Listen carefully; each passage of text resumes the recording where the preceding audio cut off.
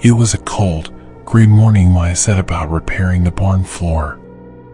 The sun was barely up, the light creeping through the cracks in the wooden walls, casting long, eerie shadows across the hay scattered in the corners.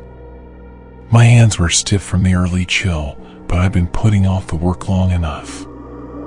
The barn had been in the family for generations, passed down from my great-grandfather to my father and now to me. I had spent years fixing and maintaining it, though this was the first time in a long while I'd ventured to repair the floor. It was old, warped, and cracked, showing signs of decay from years of use. I crouched down to inspect the floorboards, hammer and nails in hand, when my gaze fell on something strange, something I had never noticed before.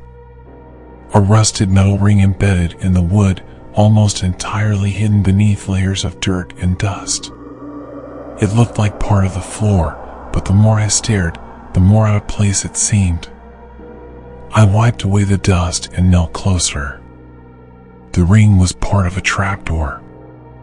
I had lived on this farm all my life, helping my father with chores, working the land, and learning the family trade.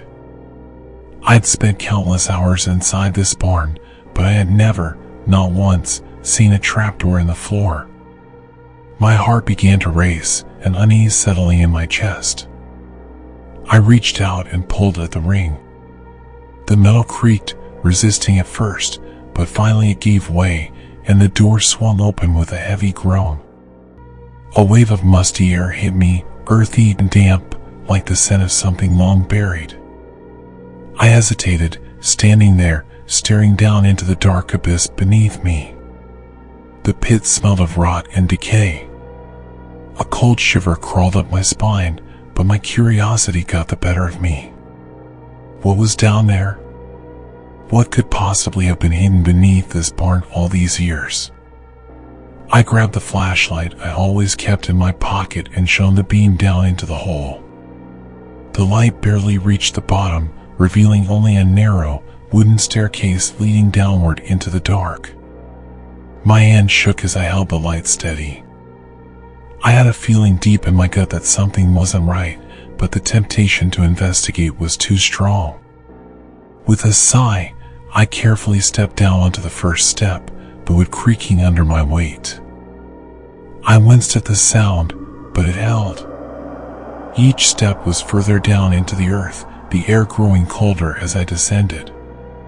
The staircase was tight, the walls lined with rough-hewn stone. There was something almost ancient about the place. It felt like I was stepping into a part of the earth that had been untouched for decades, maybe even centuries. At the bottom of the staircase, I found myself in a small chamber, no more than 10 feet wide. My flashlight flickered as I turned in a slow circle, taking in the surroundings. Dust filled the air, and old cobwebs hung from the ceiling like some forgotten, twisted web. The shelves lining the walls were covered in layers of grime, their contents hidden behind years of neglect. I took a cautious step forward, drawn by a strange pull I couldn't explain.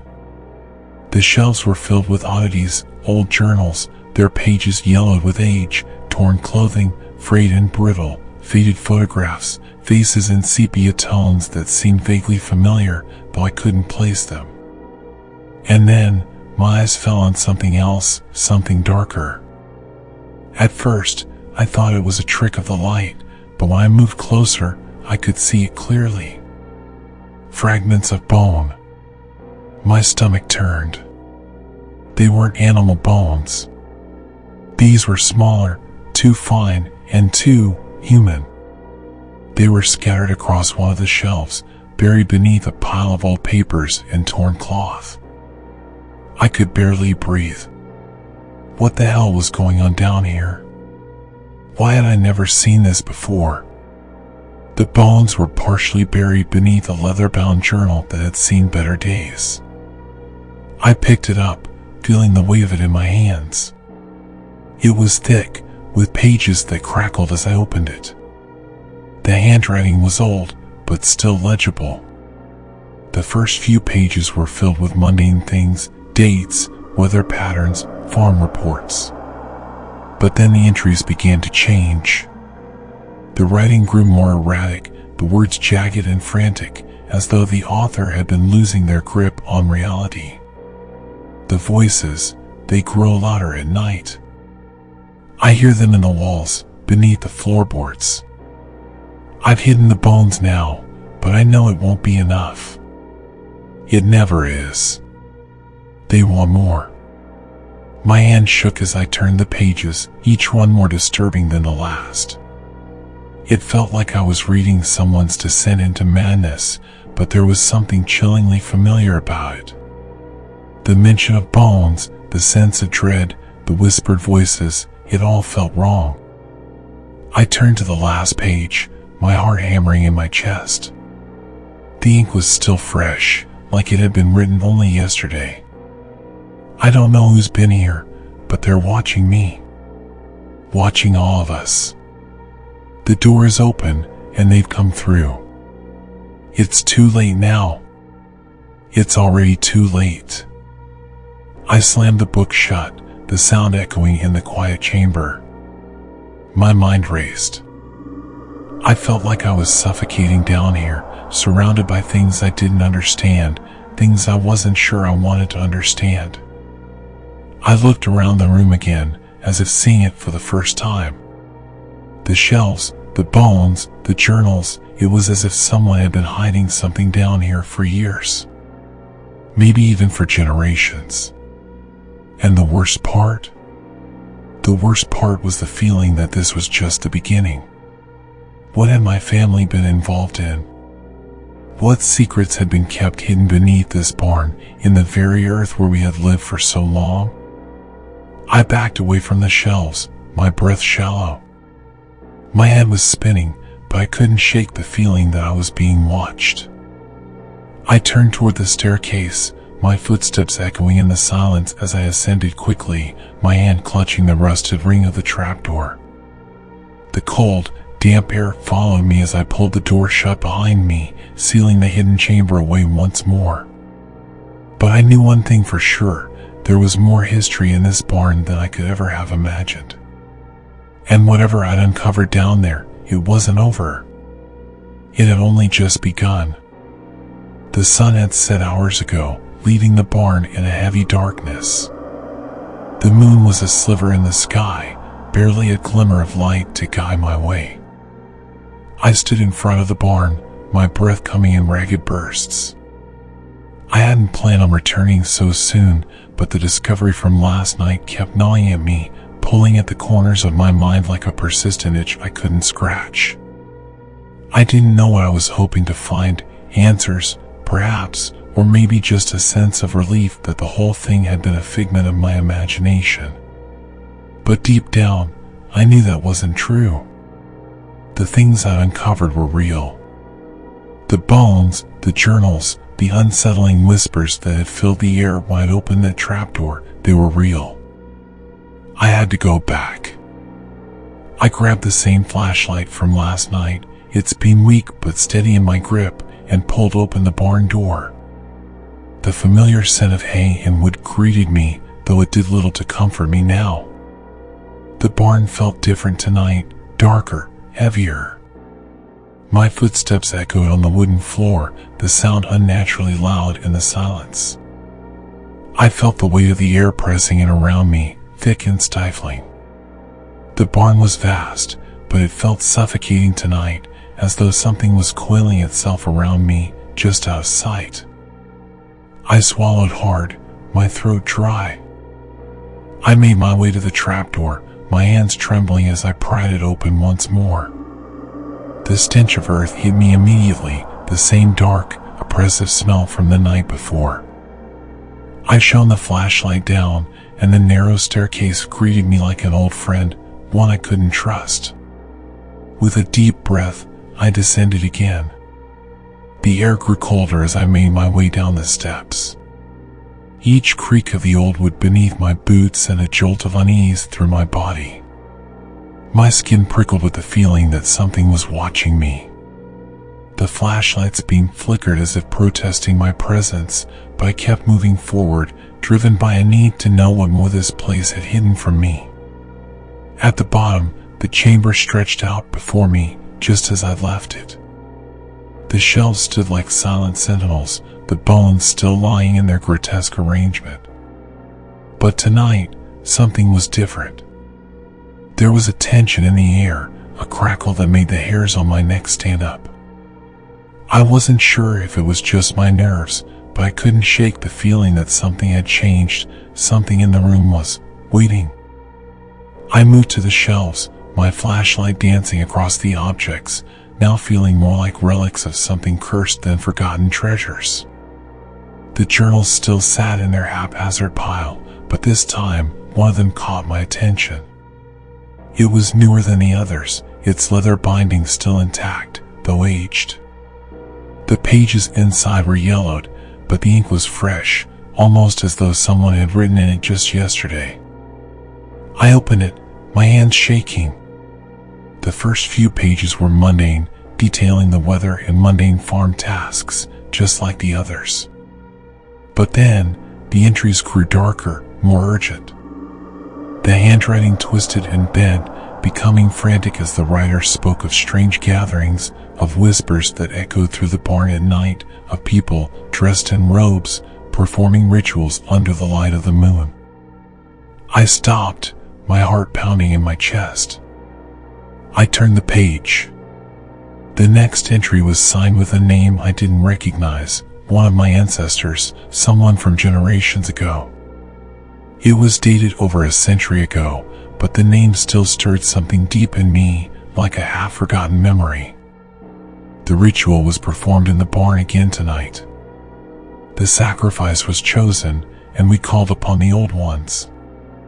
The earth trembled beneath us, and the air grew thick with their presence. They are here, watching, waiting. I felt a cold wave crash over me, a sickening sensation that made my stomach churn. My hands trembled as I flipped through the journal, each page darker than the last. The entries became more detailed, describing ceremonies that took place in the very barn I was standing in, as if the floor itself had absorbed the horrors of the past. It was as though my ancestors had been part of some ancient cult, performing rituals to summon something, a presence, something I couldn't even begin to understand. I read until the words blurred in front of me. I had to stop, but I couldn't bring myself to put the journal down. A chill ran through me, colder than anything I had ever felt. The hairs on my neck stood on end, my breath shallow. It felt as though the walls themselves were closing in, and someone, was watching me from the shadows. Suddenly, I heard it, a faint noise, like a soft scraping sound, coming from the far side of the room. My heart skipped a beat. I swung the flashlight in the direction of the sound, but there was nothing. Just the shelves and shadows. I told myself it was nothing, just the house settling, the wind outside. But the sound came again. This time, it was closer. The scraping was joined by a low whisper, like distant voices murmuring in the dark, indecipherable but undeniably there. I froze. The flashlight trembled in my grip as I stood, paralyzed. The room felt alive now, alive with something I couldn't see but could feel, like the very air was charged with electricity. The whispers grew louder, but no matter where I turned, I couldn't find their source.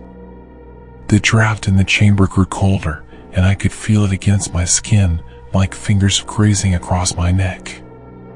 The temperature dropped rapidly, my breath coming in visible puffs in the dim light. I turned toward the staircase, the only way out, but it felt as though the very ground beneath me was shifting, pulling me deeper into the darkness. The voices grew louder, more insistent now, until they were nearly deafening. The air thickened, swirling around me, and the flashlight flickered out, leaving me in total blackness. Panic rose in my chest, but I couldn't move. My legs felt frozen in place, as if the very earth had a hold on me. Then, just as I thought I couldn't take it any longer, I heard it, a voice, clear and distinct, as if whispered directly into my ear. "You should have never come back." I whipped around, but there was no one there. Nothing but shadows. I didn't wait another second. I bolted for the staircase, my pulse roaring in my ears, the whispers still echoing in my mind as I scrambled up the steps. I slammed the trapdoor shut behind me, gasping for breath, my heart racing. I stumbled backward, pressing my back against the barn wall, my chest heaving. I didn't know what I had found down there, or what I had awakened, but I knew one thing: something was waiting. And it wasn't just in the barn. The days following my second descent into the barn were a blur of unease, sleepless nights, and an overwhelming sense of dread.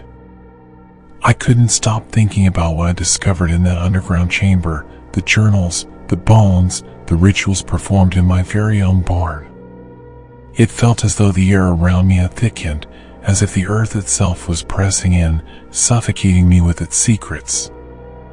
I could still hear the whispers in the back of my mind, and every time I closed my eyes, the cold draft seemed to follow me, clinging to my skin. I had to know more. I had to understand what had happened to my family, what terrible pact they had made that had led to such darkness. If I didn't find the answers, I knew I would be consumed by the same fear that had driven the writer of those journals mad. But where could I turn for answers? Who could I trust? I thought of old man Harlow, my neighbor. He was ancient, nearing his 90s, but he had lived in these parts longer than anyone. He had seen the changes in the land, watched as farms came and went, and he was a fixture in the town. He knew more than anyone about the area's past, about the families who had lived here long before mine. He had always been quiet, his face withered with time, but there was a knowing look in his eyes, one that always made me uncomfortable. I had never asked him about my family's history, but now I didn't have a choice. I made my way to his house at dusk, the sky a bruised purple as the sun dipped below the horizon. The air had turned colder, and the familiar dirt road leading to his small cottage seemed more isolated than usual, like it was pulling me deeper into the past. When I reached his porch, I knocked lightly on the door. It creaked open almost immediately, and there stood Harlow, his wrinkled face half hidden in shadow. His eyes, though cloudy with age, fixed on me, unblinking. "Trump," he said, his voice gravelly. "What brings you here?" "It's late." "I need to talk to you," I said, swallowing hard. "It's about the barn. About my family." Harlow hesitated for a long moment. His hand, withered and gnarled, rested on the doorframe, and I saw something flicker in his eyes, a mixture of recognition and fear. Finally, he sighed. "Come inside, then," he muttered, stepping back to let me in. The inside of his house was dimly lit by the flicker of a fire in the hearth, the scent of smoke and herbs hanging thick in the air. I took a seat in the armchair he gestured to, and for a while, neither of us spoke. The crackling of the fire filled the silence, but my thoughts were consumed by the weight of what I needed to ask. Harlow stared into the flames, his hands trembling slightly as he worked his pipe, the ember glowing faintly. After a long pause, he finally spoke. "You've found it, haven't you?" he said, his voice low. "Found what?" I replied, though I already knew. "The chamber beneath the barn," he said, his eyes still fixed on the fire. "You've found the truth, haven't you? The history your family's kept buried for generations." I swallowed hard. "What do you know about it? What happened there? What did they do?" Harlow took a long drag from his pipe, exhaling slowly as if he were weighing his words. "It's not something I can just explain in a few words. It's a history that's been hidden, kept secret to protect the living. But it's too late now, isn't it? You've already found the chamber. And once you know the truth, it can never be undone. He paused, his hand shaking again as he set the pipe down on the nearby table. He looked at me, his eyes filled with something I hadn't seen in years, regret. I knew your grandfather, he said quietly, his voice almost a whisper. I knew him well. He was part of the family's pact. The pact that started all of this. I sat up straight, my mind racing. What pact? What are you talking about? Harlow's eyes turned dark, his face creased with years of pain. The land your family owns, it wasn't always meant to be a farm. It was a site, a place of power, long before anyone thought of settling here. Your family made a pact with something ancient, something dark. They agreed to perform rituals to keep the land fertile, to ensure prosperity. But in exchange, they had to offer sacrifices. People, living, breathing people, were sacrificed. My heart sank. Sacrifices? You're telling me? I'm telling you, Harlow interrupted, his voice tight, that your family, for generations, has been tied to that chamber, to the land, and to the price that must be paid. Those bones you found, they're not just remnants of the past. They're part of the rituals. The old journals, they document the terrible things they did.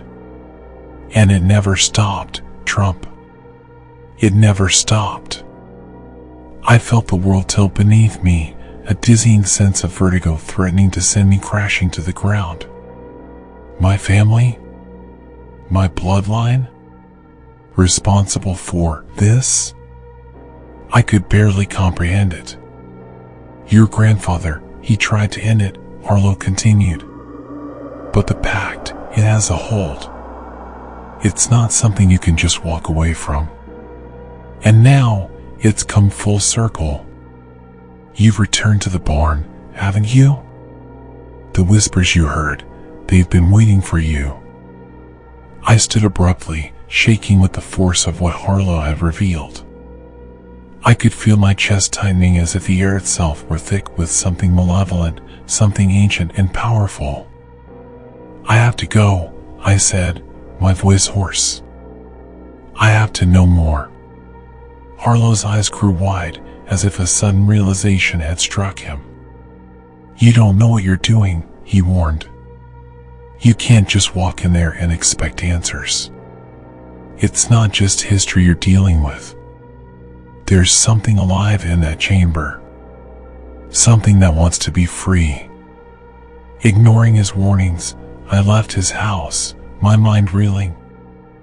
I couldn't stop now. The truth was right there, waiting for me. The barn. The chamber. When I arrived at the barn, I felt it immediately, an oppressive weight in the air, thicker than before. My hands were shaking as I descended into the underground chamber once more.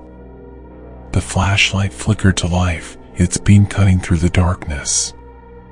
But something was wrong. The chamber had changed. The shelves were disturbed, the journals had been moved, and, more disturbingly, new bone fragments lay scattered across the floor. Fresh. Recently disturbed. A low growl echoed from the far corner, followed by a cold gust of wind that sent the papers flying off the shelves, scattering across the floor. I turned, but the darkness behind me was thickening, swirling. And then, I saw it, an outline in the dark, a shadow shifting unnaturally. A voice whispered through the cold air, "You've come to claim your place, Trump. Welcome home." My heart slammed against my ribs. In that moment, I understood. The pact was mine now, and there was no escaping it. The day she came to my farm, I didn't think much of it. Life on the land was always the same, the long stretches of quiet, the sound of the cows in the distance, the smell of fresh hay and earth. But then, in the middle of the afternoon, something unusual happened. I was finishing up some chores near the southern pasture when I saw her, an old woman, hunched over and walking slowly along the fence line, her body swaying with each unsteady step. She was so frail, so thin, that her silhouette almost blended with the landscape, like something that didn't belong in this world. I didn't recognize her, and that alone sent a shiver down my spine. I stopped what I was doing, my hand frozen on the rake. She was muttering something under her breath, a language that I couldn't place. It wasn't any of the local dialects, it was guttural and harsh, the syllables sharp and unsettling. She walked past my cows without even glancing at them, her eyes fixed straight ahead. Her presence felt wrong, like a bad omen hanging in the air. I didn't know why, but I couldn't shake the feeling that something terrible was about to happen.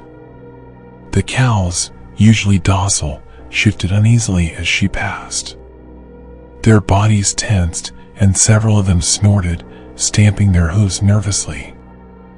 I wanted to call out to her, to ask if she needed help, but the words stuck in my throat. Something in the back of my mind warned me not to approach. I stood there, frozen, watching as she continued her slow march toward the edge of the property. And then, just as quietly as she had appeared, she was gone, disappearing into the woods that bordered my land, as if she had never been there at all. I didn't think about it too much afterward. I had work to do. The cows needed milking, and the fence by the creek needed repairing.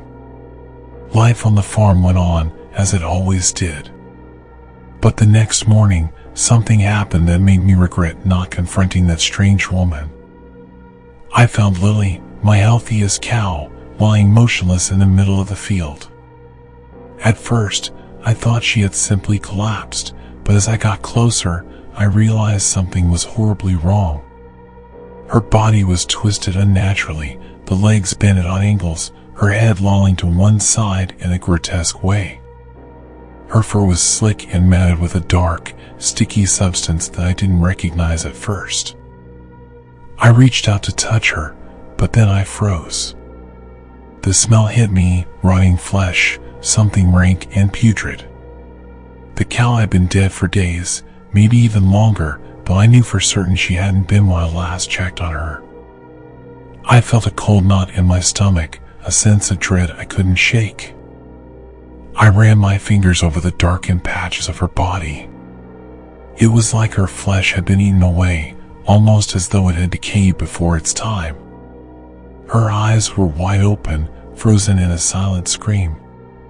But the worst part was the expression on her face, something primal, like she had known she was about to die and had no control over it. I dragged myself back to the barn, trying to make sense of what I'd just seen. I couldn't understand it. Lily had always been healthy, one of my best milkers. She hadn't shown any signs of illness, not even the slightest hint. Yet here she was, gone, her body already rotting in the sun. I stood there for a long time, staring at her lifeless form. And then, something strange happened. I could have sworn I heard a whisper, a soft, raspy voice that seemed to float in from nowhere. I turned around, my heart pounding, but there was no one there. Only the sound of the wind through the trees and the distant call of birds. That's when I noticed the symbols on the barn wall. They weren't there the day before, I was sure of it. They were crude, jagged markings, scratched into the wood like they had been carved with something sharp. They twisted and spiraled in unnatural patterns, and as I studied them, an uncomfortable chill crept up my spine. I couldn't make sense of them. There was no logic to the shapes, no rhyme or reason. But the longer I stared, the more I felt the weight of their presence. For the next few days, it felt like the farm was sinking into a slow spiral of unease. The cows that had been healthy one day began to show signs of sickness the next. One by one, they started to die in the same horrifying way as Lily, twisted, decayed, and barely recognizable. Each death was worse than the last. At night, the whispers continued, growing louder and more frantic, until I couldn't sleep. I tried everything I could think of, antibiotics, calling the vet, even changing the feed, but nothing seemed to help. Every morning, I found more of my cows lifeless, their bodies writhing in impossible positions. Their eyes, just like Lily's, stared back at me with the same terrified expression. I started to wonder if I had somehow invited something evil onto my land. The woman, the strange symbols, the deaths, it all felt like too much of a coincidence. But every time I tried to explain it to someone else, they just laughed it off. The vet called it a freak case of bovine disease. Neighbors offered me their sympathies but said I was overreacting.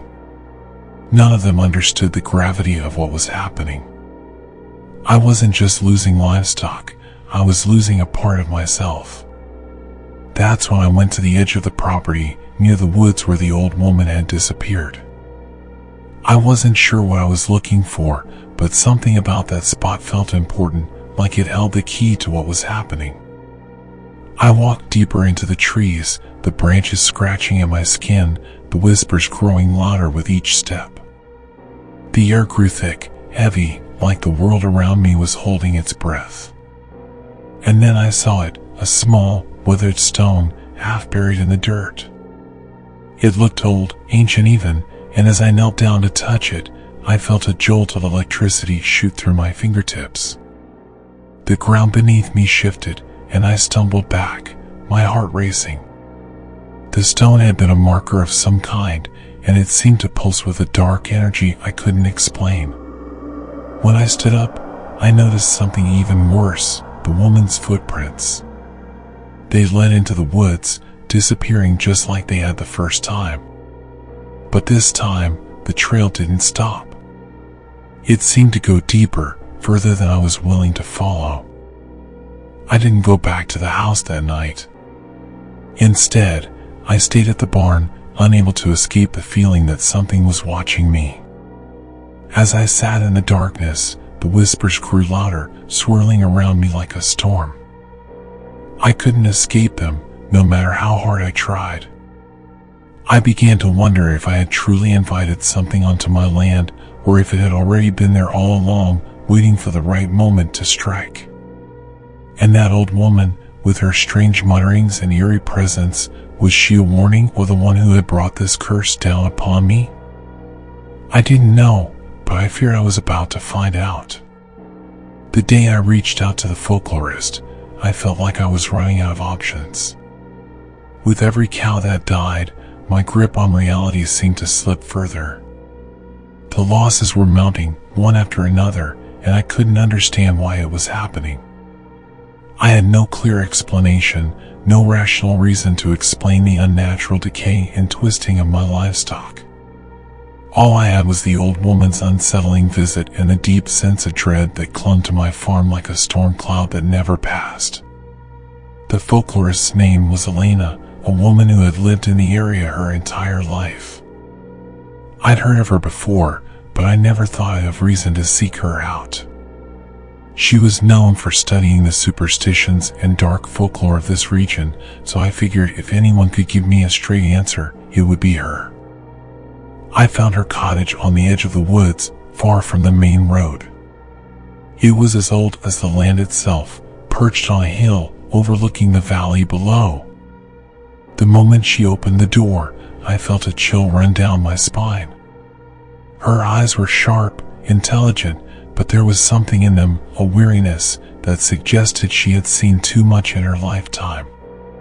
"You're here about the curse," she said, as if she had been expecting me. She motioned for me to come inside. I didn't say anything at first, unsure of how to explain everything that had happened. It seemed so absurd, so unbelievable, that I doubted even I could make sense of it. But the moment I stepped into her small, dimly lit house, it felt like I was crossing into another world. The walls were lined with old books, jars filled with herbs, and strange symbols carved into wooden trinkets. It smelled of incense and something earthy, like the very air was steeped in forgotten secrets. She sat me down at a small table in the corner, her hands trembling slightly as she poured me tea. The silence stretched between us, thick with expectation. I took a deep breath and began to explain what had been happening at the farm, the deaths of my cows, the whispers, the strange symbols, and that woman. Her face remained calm, but I could see the flicker of concern in her eyes as I spoke. When I finished, she didn't say anything for a long time. She just stared at me, as if trying to decipher my words. Finally, she spoke, her voice low and steady. "You're not the first one to experience this, you know," she said, her gaze never leaving mine. "And you won't be the last, either. What's happening to you, it's a curse. An ancient one. And it's tied to this land." I swallowed hard, my throat dry. "A curse?" Elena nodded. "Yes. It's known as the ruination of the farm. It's a curse that affects farmers, usually those who have unwittingly disturbed something old, something buried deep beneath the earth. It's a vengeful spirit, a force of nature that feeds off your livelihood, your animals, your crops, your home. It leaves you with nothing but ruin." I leaned forward, my heart pounding in my chest. "But how do I stop it? How do I make it go away?" She hesitated before answering. "The curse can't be lifted by ordinary means. It has to be appeased or destroyed. There are rites, but they are difficult, dangerous, and not always effective.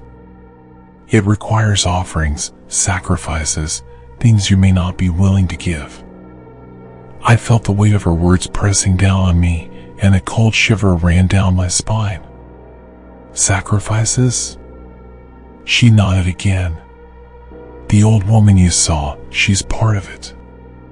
She's not just a random stranger. She's a conduit, a messenger of the curse. She came to warn you, or perhaps to make sure you know you can't escape it. If you're unlucky enough to be marked, then the curse will stay with you until it runs its course, or until you make the right kind of offering." I didn't know what to say. The idea of offering anything in exchange for the safety of my farm felt absurd, but the more I thought about it, the more desperate I became. How could I save the farm? How could I save myself? Elena's eyes softened, and she placed a hand on mine, her grip firm. "If you want to end it, you'll have to find this source. The place where the curse was cast. It's buried somewhere on your land. It could be hidden in the woods or beneath the old barn. But you must find it, and you must destroy it." I stood up, my head spinning with a mix of fear and determination. "Thank you," I managed to say, my voice trembling. "I'll do whatever it takes." As I left her cottage, the air felt heavier. The weight of what I had to do pressed down on me, and I knew that my life, as I had known it, was about to change forever. There was no turning back now. The next few days were a blur. The whispers at night became louder, more frantic, as if something, or someone, was urging me to hurry. The old woman's mutterings seemed to echo in my mind, her voice intertwining with the strange whispers I heard at the farm. I found myself constantly looking over my shoulder, certain that something was watching me. Every time I ventured outside, I caught glimpses of shadows in the corners of my vision, fleeting figures that disappeared the moment I turned my head. At first, I thought it was just my mind playing tricks on me, but soon I couldn't shake the feeling that I wasn't alone. The presence that had settled over the farm was suffocating, like I was being swallowed by the darkness.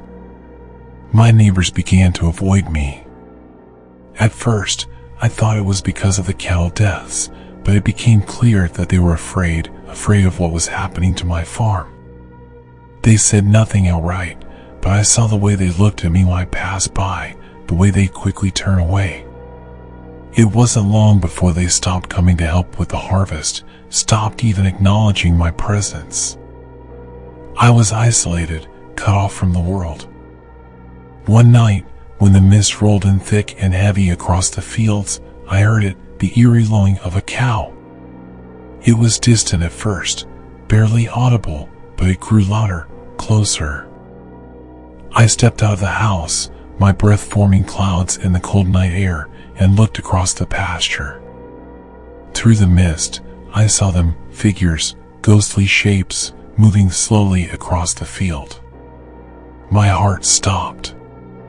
They were the shapes of my dead cows, their bodies distorted and twisted, just as I had found them, but they were moving slowly, deliberately, toward the barn. I froze, my mind racing, my body paralyzed with fear. I couldn't move. I couldn't scream. All I could do was watch as these ghostly apparitions shuffled closer, their glowing eyes locked on me. The lowing grew louder, a chorus of mournful sounds that echoed through the mist. With each new death, the curse seemed to grow stronger, more malicious. It wasn't just taking my cows anymore, it was taking my sanity, my very soul. I knew I had to find this source, to destroy whatever dark force had been unleashed on my land. But every time I tried to take a step forward, I felt the pull of the curse grow stronger, as if something deep beneath the earth was calling to me. The old woman hadn't left. She had left something behind, something that could never be escaped. The days stretched on like a never-ending nightmare. I had lost track of time. My mind, my body, my very soul were exhausted. The curse had taken everything I cared about, my livestock, my farm, my community. I had tried everything, consulting Elena, searching for the source of the evil, following every lead I could find. But nothing worked. Every day, the whispers grew louder, the shadows more defined. It felt like the land itself was dying beneath my feet. And then I decided to do the unthinkable. I would confront her. The old woman, the one who had first arrived on my land, the one who had set all of this in motion. She had warned me, yes, but there was more to this curse than she had told me.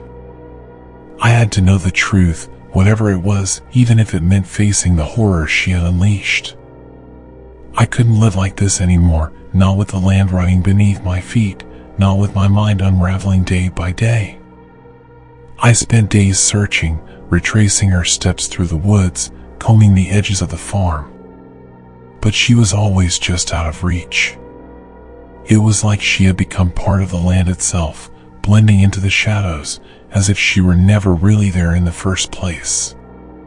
But on the 5th day, I had found her. She was standing by the stone marker I had discovered earlier, her figure almost blending into the mist, like a phantom waiting in the cold, her back hunched and her face obscured by the ragged shawl draped over her head. I hadn't expected to find her there, too close to the cursed place, but she was waiting for me, as though she knew I would come. Why? I asked, my voice barely a whisper, though I wasn't sure if I was speaking to her or to the land itself. Why are you doing this? What do you want from me? Her eyes, when they met mine, were like pits of darkness, endless and cold. You've been marked, she said, her voice rasping. It's too late for you, too late for all of them. I stepped forward, my hands trembling. What do you mean? What is this curse? She didn't answer right away, her lips curling into a thin, almost imperceptible smile. It's not just about your cows. It never was. The land, your farm, is cursed. And it's not just your farm. It's all that touch it. Everything it infects, it spreads. Your life, your soul, it's already been claimed. Her eyes flickered as if she were seeing something beyond me. It was always meant to be this way. The curse was never meant to be broken. I recoiled, my heart pounding in my chest. No, that's not true. You can't mean that. But she simply nodded, her face sagging with age and grief, but whether it was hers or mine, I couldn't tell. It's part of a greater design. Your farm was chosen.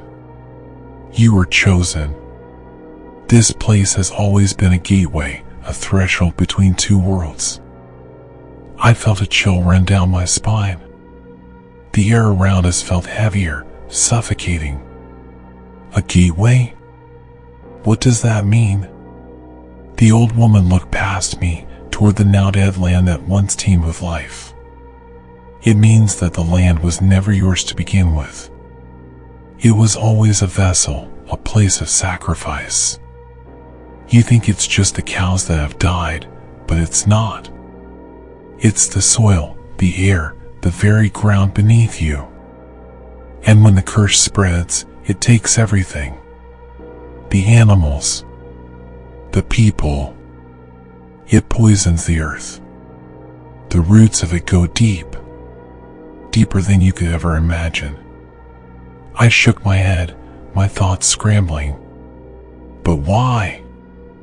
Why did you come to me?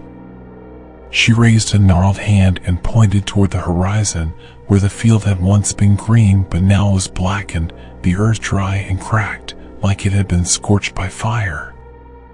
Because the curse needed someone. And because you were foolish enough to think you could stop it. You are the key to the next stage of the ritual. You've been feeding it all along. My chest tightened, and a sick feeling spread in the pit of my stomach. Feeding it? Ow! What do you want from me? The old woman smiled again, her expression pitying. I didn't come to ask. I came to collect. Before I could ask her what she meant, the ground beneath me trembled. The earth groaned, as if it were alive, responding to some unseen force. I staggered back, panic surging through me. It was then I saw it, like a dark shadow moving beneath the ground, rising, growing. The symbols on the barn wall, the ones I had found weeks ago, began to glow faintly in the moonlight, pulsing in rhythm with the tremors. The whispers grew louder, more urgent, and I felt something, someone, brush against my mind. A presence, cold and ancient, like a storm waiting to break. It was coming for me. I turned back to the old woman, my legs trembling, but she was already gone, vanished, like smoke in the wind. She had left me alone with whatever dark force she had summoned. When I returned to the farm, I didn't recognize it. The fields, once lush and teeming with life, were now desolate and barren, the ground cracked and dry, as if some great rot had taken hold. The barn was shrouded in an unnatural silence. The cows that had died, the ones that had once been twisted and contorted beyond recognition, now seemed to haunt the land itself, their ghostly figures imprinted in the soil like an eternal reminder of the curse's power. I tried to fight it. I tried everything I could, rituals from the old text Selena had given me, offerings of milk and grain, prayers to any deity I could think of. But nothing worked. Each attempt only seemed to fuel the curse, and with every failure, the land grew darker. The air itself became thick, suffocating, as if it were closing in on me, as if the very earth wanted me to disappear beneath it. The whispers never stopped. They became my constant companions, chattering in my ear, filling my mind with the knowledge that I was doomed. The land was dying, and I was too, slowly, surely, as though it were draining my life away, piece by piece. The air felt heavier with each passing hour, as if something was coming. Something I couldn't fight. Something that had always been there, just beneath the surface. And then, one night, it happened. I heard the lowing again, but this time it was different. It was more than just the sound of the cows. It was a deep, guttural sound, something beyond the natural. It echoed through the night like the cry of something ancient, something terrible. I stumbled outside, my legs unsteady beneath me, and looked across the land. The mist was thicker than ever, swirling around me, and there, among the swirling fog, I saw them again. The cows, their twisted bodies, their dead eyes staring at me, moving toward the barn. But now, they weren't alone. Figures moved behind them, shadowy, indistinct shapes, as if the land itself was beginning to rise, pulling itself together in a grotesque imitation of life. It was as if the very earth had decided to claim me, to claim all of us. I realized then that there was no escaping this curse. It had always been a part of me, a part of the land.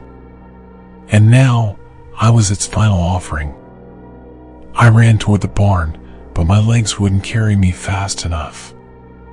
The ground beneath me cracked and shifted, pulling me down into the earth.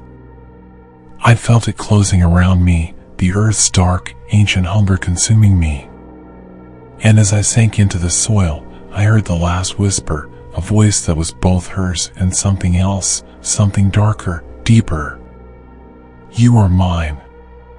The farm, my soul, everything was gone, claimed by the land, by the curse. And as the mist swallowed me whole, I knew the truth, there would never be an escape. The old woman had warned me. And now, I was just another part of the nightmare she had summoned. The curse had claimed us all. The old silo had always been a fixture on my land, a relic from my father's time. It was worn but solid, a tall, metal ghost on the outskirts of my property, overlooking fields that stretched toward the horizon. Usually, it was just there, standing silent, unmoving, housing last season's remains of grain. But lately, something had changed. A feeling of unease crept over me every time I got close to it. A small part of me laughed it off, getting spooked over nothing wasn't like me. It was only at night, though, that the feeling solidified into something stronger. The first time I heard it, I'd been finishing up some repairs on the tractor nearby, working under the lights outside the barn. It was a faint sound, like scratching. I stopped, wiped my hands on my jeans, and listened. Silence. Shaking my head, I returned to my work, figuring it was probably a raccoon or a barn owl nesting where it shouldn't. But as the days passed, the scratching persisted, growing more insistent with each night. On the fourth night, the sound was there again, louder now, more deliberate. I was tending to some loose boards on the barn when I heard it clearly. It wasn't the random rustling of wind or rodents. This was rhythmic, like something or someone clawing, trying to break free. I dropped my hammer, feeling an unexpected shiver run down my spine. It's nothing, I muttered, almost convincing myself. Probably a raccoon got trapped up there. Maybe even a few of them. The logical explanation gave me a small measure of comfort, but that comfort was short-lived. The following evening, I grabbed a flashlight and decided I'd investigate. The night was crisp, the air cold as it bit at my exposed skin, and every step toward the silo felt heavier than the last. Get it together, I told myself, the crunch of my boots against the gravel the only sound in the silence. You've dealt with this before. But inside, I wasn't so sure. There was a darkness in that silo, something unnatural that seemed to radiate through its metal walls. I swallowed hard as I reached the door. The scraping sounds were faint tonight, just like before, almost too quiet to hear, like a whispered warning. I unlocked the latch, pushed the door open, and shone my light inside. The beam swept across the scattered remains of grain, reaching up the towering walls of the silo. Nothing moved. I exhaled, a laugh escaping before I could stop it. "See? Nothing but an empty old silo," I muttered, feeling foolish. But as I turned to leave, something else caught my attention. The light flickered, bouncing off a patch of wall where the metal seemed scratched, jagged, as if it had been clawed at. My stomach twisted, but I dismissed it. Rust, I told myself. The old thing's just falling apart. But I knew what I'd seen, fresh claw marks, stark against the oxidized surface. I didn't sleep well that night, tossing and turning, listening to the faintest sounds. My house sat only a few hundred feet from the silo, and through the thin walls, I imagined I could still hear it, the scratching, louder now, insistent, like it wanted me to come back. The next few days were the same. By day, I'd work around the property, going through my routine, convincing myself it was nothing. But by night, that sound came back, taunting me, daring me to return to the silo. Each time I went in, each time I shone that light inside, I found nothing. Only the silence, cold and thick, as if mocking me. I found myself talking out loud more, a strange habit I picked up to try to dispel the growing tension. "It's just a big, old storage bin. Just some pests. Rats, raccoons. Maybe even an owl." But every night, that conviction grew weaker. Then, it happened. I had barely turned the flashlight on when I caught a flicker of movement, just a flash, something shifting in the dark above. I raised the beam, squinting as the light reached higher, illuminating the curved walls. It was then that I saw them, a pair of eyes staring down at me. They weren't animal eyes, there was something unmistakably human about them, a dull gleam that sent an icy shock through my veins. My throat tightened, my body frozen as those eyes watched me, unblinking, from the darkness. For a long, terrible moment, we stared at each other, neither moving. Then, slowly, they disappeared, melting back into the shadows. I stumbled back, nearly tripping over my own feet as I bolted for the door. My hands were shaking as I locked it, as if that flimsy lock could keep whatever that was inside. The sound of my heart pounded in my ears as I sprinted back to the house, breathless, cold, and terrified. Lying awake that night, I replayed the scene in my mind, desperate for some explanation.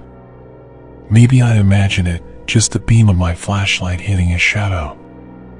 But the image of those eyes wouldn't leave my mind. They had been watching me, calculating, as if they knew exactly who I was. I tried to rationalize it, clinging to any explanation that might ease the fear gnawing at my gut. "You're tired. You've been working too hard. You saw a trick of the light, that's all," I whispered to the dark, but deep down, I knew that was a lie. The next day, I forced myself to act as if everything was normal. I went about my chores, my usual routine, but every time I glanced in the direction of the silo, a cold shiver crawled down my spine. The rest of the day passed in a blur, my mind locked on what I'd seen. I was exhausted but too afraid to sleep, every creak of the house making me jump. That night, the scratching returned, louder than ever, scraping against my mind as much as it did the silo's walls. It was as if it wanted me to come back, pulling at me like a whisper just outside my hearing. My hands shook as I gripped the flashlight, trying to convince myself I wasn't going insane. I had to face it again, prove to myself that there was nothing there. The walk to the silo felt longer this time, every step heavy with dread. I reached the door, hand trembling as I turned the latch. The silence was suffocating as I stepped inside, my light cutting through the thick air. I raised the flashlight, and once more I saw them, those eyes, closer now, as if they descended the silo walls to meet me. My pulse thundered in my ears as a wave of terror washed over me, every fiber of my being screaming to run. But something held me in place. A low, guttural sound echoed from the dark, a voice, maybe, or just a breath, but it sounded like words. I couldn't make them out, but they were unmistakable, whispered in a language I didn't recognize, ancient and cold. Backing away, I stumbled out of the silo, slamming the door shut behind me, my breath ragged, my mind racing. I knew now that whatever was in there wasn't something I could explain. It was wrong, something twisted, something old. And as I stood there in the night, a new thought took root in my mind, chilling me to the core. What if it wasn't trying to escape? What if it was calling me in? The question haunted me, sticking with me as I tried to sleep, tried to work, tried to find some semblance of normalcy. But nothing felt normal anymore. That silo, my father's old silo, the one I'd walked past for years, had changed.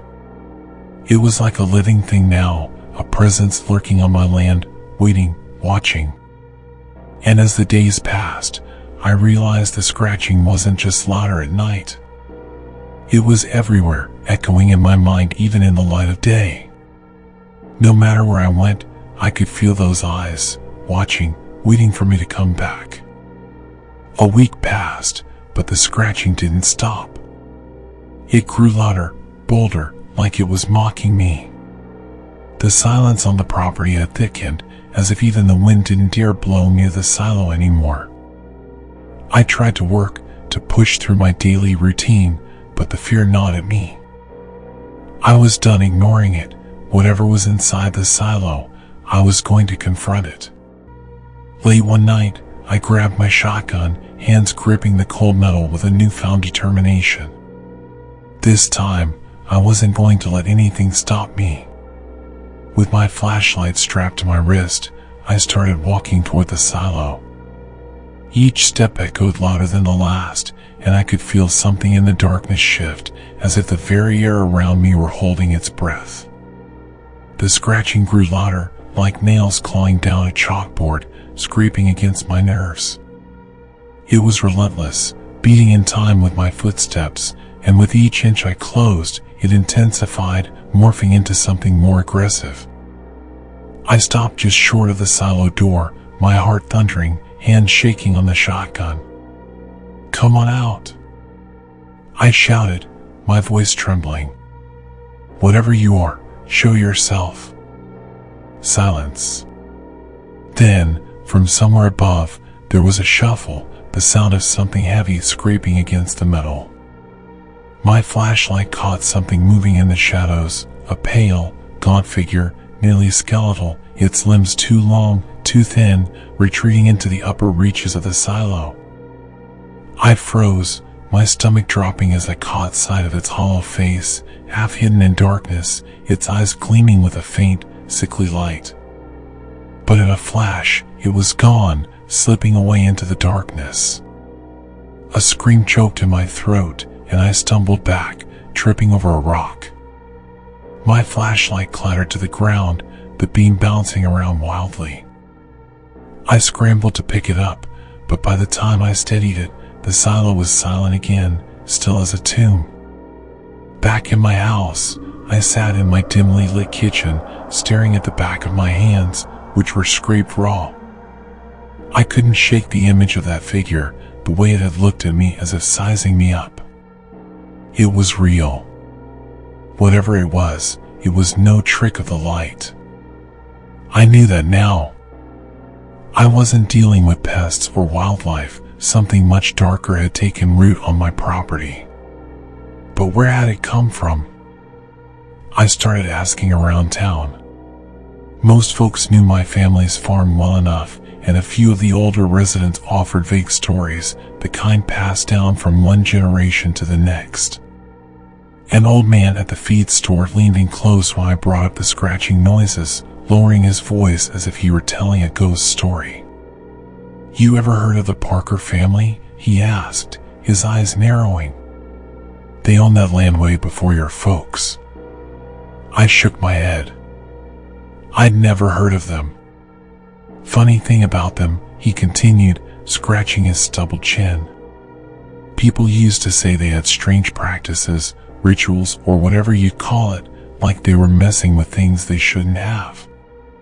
The Parker place, your land, was one of the last spots they occupied before they disappeared." "Disappeared?" "Every last one of them. Gone one night, left everything behind. Some say they went crazy, others say something took him." His voice dropped even lower. "Strange sightings, figures in the fields. You know the type." Back home, I found myself pacing. The idea that something dark had been on this land longer than I had only deepened my sense of dread.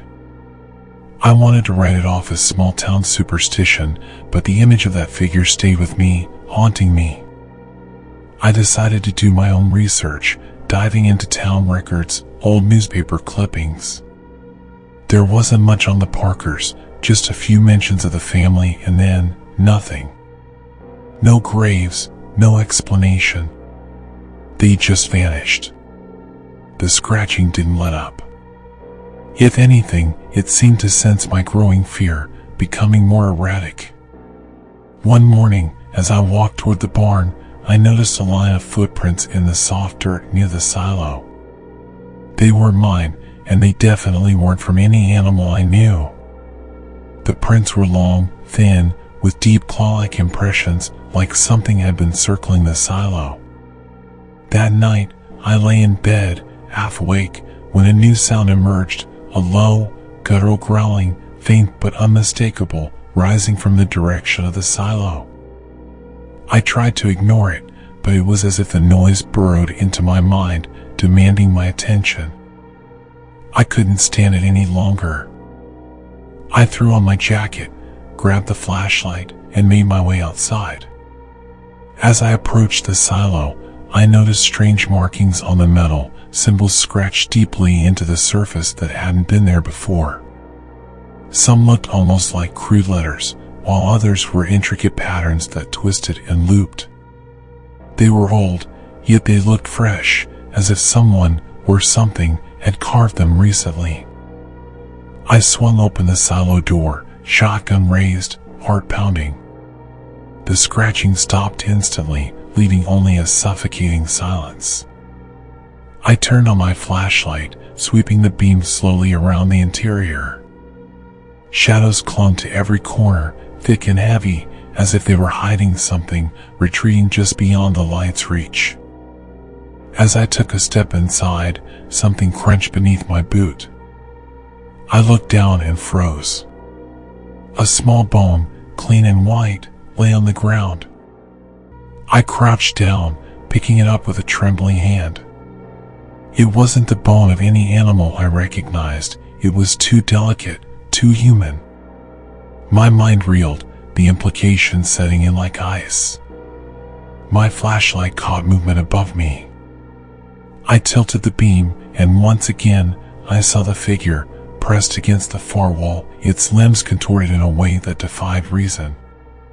It had climbed higher, clinging to the metal like a spider, its eyes wide and unblinking. This time, I heard it, a faint, whispering sound, low and guttural, echoing down from the darkness. "What are you?" I managed to croak, my voice barely above a whisper. In response, the figure tilted its head, a grotesque parody of curiosity, and then it laughed, a low, rattling sound that raised the hairs on the back of my neck. I stumbled backward, heart hammering in my chest as I scrambled for the door. The laughter followed me out, growing fainter as I sprinted across the yard, but even as I slammed the door behind me, I knew it wasn't over. Whatever it wasn't finished with me. Back in the house, I tried to gather myself, but I couldn't shake the feeling that I was being watched. Paranoia seeped into every corner of my mind. Every time I looked out the window, I half expected to see that figure standing in the fields, watching, waiting. My hands shook, my heart raced, and sleep became impossible. I returned to the old man at the feed store, desperate for answers. He seemed reluctant to speak, but finally relented when he saw the fear in my eyes. Some folks say there are things that get trapped between worlds, he said, his voice barely above a whisper. Things that don't belong here, that hunger for a way back. Back to where? I asked, my voice trembling. He just shook his head, his gaze distant. That's for them to know. All I can say is, once you've seen it, it's marked you. Over the next few days, the strange occurrences escalated. I found more bones near the silo, scattered as if someone, or something, had been laying them out deliberately. The symbols on the silo grew more complex, as if they were spreading, consuming the structure like a virus. One night, I awoke to find muddy footprints trailing through my house, leading from the back door straight to my bedroom. They stopped at the foot of my bed, and as I followed them in horror, I noticed a single word scratched into the floorboards: come. I tried everything to rid myself of the presence, from barricading the silo to seeking help from the local pastor. Nothing worked. The scratching persisted, relentless and unforgiving, like a living thing eating away at my sanity. And then, one night, the scratching stopped. There was nothing, no sound, no strange footprints, no symbols. But as I stared out the window, the full horror set in. The silence was worse than the noise. It meant that whatever was in the silo was no longer there. The silence stretched on, thick and unnatural. I knew better than to think it was over. Whatever was in the silo had simply changed tactics, lying in wait like a predator. Days passed, each one heavy with dread, and I felt its presence even without hearing the scratching. I couldn't shake the feeling that it was closer than ever, watching me, waiting for the right moment to strike. I had to end it, one way or another. Determined to get answers, I took a trip into town and bought a handful of surveillance cameras. I rigged them around the silo, positioning each one carefully to capture every possible angle. I even set up two inside, my hands shaking as I drilled them into the walls and tested the feeds on my laptop. The screen showed nothing but shadows and grain, but I knew that would change. I left them running overnight, hoping for a glimpse of the thing that haunted me. The next morning, I reviewed the footage. At first, there was only darkness, the grainy image flickering occasionally as insects flew too close to the lenses. But around midnight, something changed. A shadow shifted in the corner of one frame, almost too fast to see. I rewound it, my heart pounding. There it was, a tall, gaunt figure, moving through the shadows with unnatural, jerky motions. It twisted and contorted in ways no human body could, crawling up the silo wall, pausing now and then to press its pale, stretched face against the camera as if it knew I was watching. Its mouth hung open in a grotesque grin, revealing rows of sharp, broken teeth. I felt a surge of nausea. This wasn't an animal, wasn't even human. I had captured something else, something that defied everything I knew. My mind raced, piecing together the fragments of stories I'd heard around town. The creature wasn't just a ghost or some lost spirit. I was dealing with something far older, a curse that had been tied to this land long before I ever set foot here. Desperate for answers, I returned to the feed store, finding the same old man who had told me about the Parkers. When I told him what I'd seen, his face paled. He took a deep breath, his gaze flicking around nervously as if the creature might overhear him. There are things, he began slowly, that come from other places. The Parkers were rumored to be involved with dark rites, old rituals meant to summon something from beyond our world. Maybe they succeeded, and that thing has been here ever since, lurking in the silo, waiting. Waiting for what? I asked, barely able to get the words out. For someone to find it, to give it freedom, he whispered, his voice barely above a whisper. Once you see it, once you know it's there, it attaches itself to you. Feeds off you. And the more you fight it, the stronger it gets. I left town with a sinking feeling, the man's words echoing in my mind. Freedom. Had I somehow awakened this thing just by noticing it? Had my fear made it stronger, more real? Back home, I set up one last trap. Armed with my shotgun and a sense of grim resolve, I laid out a line of salt around the silo's perimeter. I didn't know if it would work, but I'd heard stories about salt's protective properties. I positioned my cameras once more, keeping the feed open on my laptop, and waited. Hours passed, the night settling around me like a weight. I sat on a chair just outside the silo, shotgun in hand, my gaze fixed on the darkened structure. Just after midnight, the scratching began again, but this time it was different, faster, louder, like it was tearing at the metal walls in a frenzy. My heart pounded as I flicked my flashlight on, aiming it at the silo's door. It swung open with a loud creak, and I stepped inside, raising the shotgun. I kept my back to the wall, scanning the darkness, the beam of my flashlight cutting through the shadows. Suddenly, the scratching stopped. The silence was absolute, pressing in on me. And then, from above, I heard a voice, a low, guttural whisper that seemed to come from everywhere at once. You belong to me now.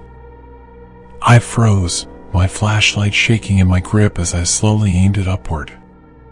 The creature was there, clinging to the wall like an insect, its eyes gleaming in the dark, its mouth twisted in that same grotesque grin. It let go, dropping down with unnatural grace, landing only a few feet away from me. In the beam of my flashlight, I could see it clearly now. Its skin was pale and stretched, the bones beneath jutting out at impossible angles. Its arms were too long, its fingers ending in twisted, claw-like nails. And its face was like a mask, expressionless yet somehow filled with a terrible hunger. I raised the shotgun, my hands trembling, but before I could pull the trigger, the creature lunged, moving faster than anything I'd ever seen. It knocked the gun from my hands, its bony fingers wrapping around my wrist with a vice-like grip. I struggled, kicking, clawing, but it was like fighting against stone. Why? Are you here? I gasped, desperate to understand. The creature tilted its head, and for a moment, I thought I saw a flicker of something almost human in its eyes. It leaned in close, its cold breath chilling my skin, and whispered a single word. Freedom. With a sudden surge of strength, I tore my arm free, stumbling back, but the creature didn't move to stop me. Instead, it pointed a long, twisted finger at the silo door, and I realized with horror that it was letting me go, that it wanted me to leave. I bolted out of the silo, slamming the door shut behind me, my heart pounding as I ran back to the house.